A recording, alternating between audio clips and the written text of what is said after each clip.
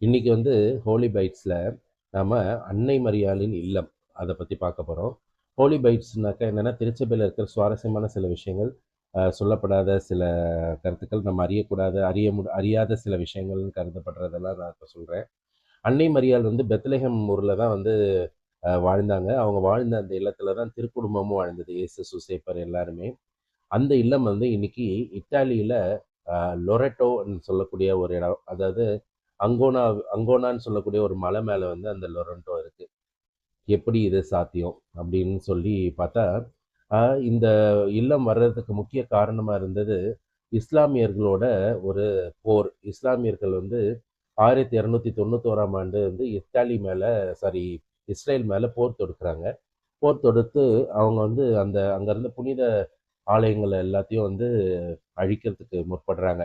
இந்த நேரத்தில் அங்கே இருந்த சம்மனசுகள் கூட்டம் அவங்க என்ன பண்ணுறாங்கனாக்கா, அந்த அந்த மாதாவோட இல்லத்தை மட்டும் அப்படியே நேராக தூக்கி அதை வந்து ஃபஸ்ட்டு ரெக்கனோ அப்படின்ற ஒரு இடத்துக்கு கொண்டு போகிறாங்க. அதுக்கப்புறம் ரொலேட்டோன்ற ஊரில் போய் திடீர்னு அந்த இடத்த போய் வைக்கிறாங்க. இப்போ எல்லாருமே ஆச்சரியப்படுறாங்க, இங்கே திடீர்னு ஒரு சம்மந்தமே இல்லாமல் ஒரு வீடு உருவாயிருக்கு, இது என்ன அப்படின்னு ஆச்சரியமாக பார்த்துட்டு இருக்கும்போது, அங்கே இருக்க குருவானவருக்கு வந்து மாதா காட்சியளித்து சொல்கிறாங்க, இங்கே இருக்கிற அந்த வீடு வந்து திடீர்னு உருவான அந்த வீடு வேறு ஒன்றுமே இல்லை, இது என்னோட வீடு, நான் வாழ்ந்த வீடு அப்படின்னு சொல்லி சொல்கிறாங்க. சொன்னதுக்கப்புறம் வந்து அந்த கனவுகள் மூலம், அந்த கனவு மட்டும் இல்லாமல் அங்கே நிறைய புதுமைகள் வந்து நடக்கப்படுது.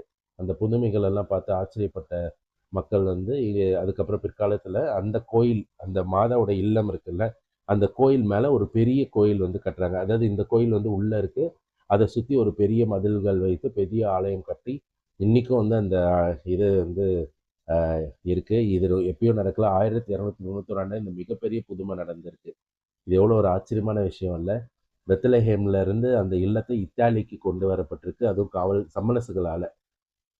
மிக மிக ஆச்சரியமான ஒரு விஷயம். இன்றைக்கும் அது வந்து புதுமையாக கருதுது. அங்கே போய் ஜெபிச்ச பல பேருக்கு வந்து அதிசயமான புனிதங்கள் நடந்துன்று இருக்கு இப்பயுமே. ஸோ இந்த மாதிரி ஒரு அதிசயமான விஷயத்தை தான் இன்றைக்கி நான் சொல்கிறேன். இதை வந்து நீங்கள் எல்லாருக்கும் பகிருங்க.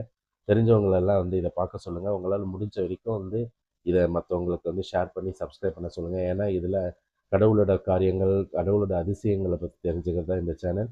இதன் மூலம் நாமளும் புனித வாழ்க்கை வாழ்ந்து வேண்டுமென்றதுக்காகவும், நிறைய பேருக்கு பரிந்துரை ஜெபம் செய்யணுன்றதுக்காகவும் நான் இதை ஒப்பு கொடுக்குறேன். Praise the Lord.